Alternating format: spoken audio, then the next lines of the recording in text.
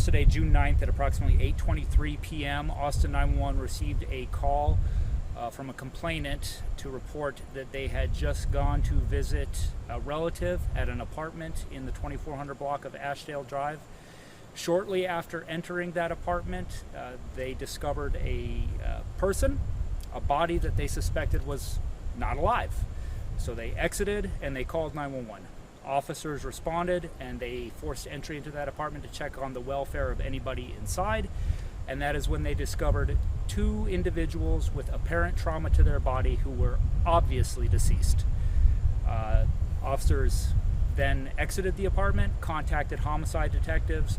Homicide detectives worked on getting a search warrant for that apartment complex. They got that search warrant signed just within the past hour. They're currently executing that search warrant to try to determine what's going on with these two deceased bodies. I don't have their ages, I don't have their genders, I don't have their relationship, other than to say that the person who called 911 knows somebody who's supposed to live there. So that's pretty much all I've got right now. It's bare bones.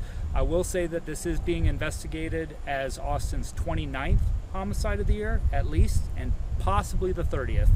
But that's all contingent upon what the homicide detectives find. We do believe that this is an isolated incident with no threat or risk to the public at this time. I know I don't have a lot to give, but I can try to answer any questions you might have.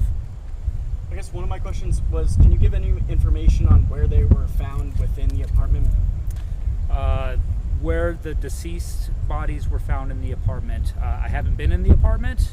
I think the only people that have been in the apartment right now are our crime scene analysts and then the homicide detectives.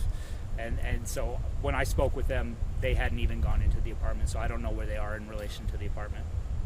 And are these, I guess, stab wounds, or are these gunshot wounds for these victims? Right, so at the preliminary stages of any homicide investigation, we often know what manner of death or what weapon is used, but we don't release that to the media, just in case this was like, I don't know, a stranger went in there and used a certain weapon, and then we're telling the news, hey, this weapon was used, and then they watch the briefing and then they get rid of the weapon. So we try to release as much as we can while keeping it, to keep the integrity of the investigation intact.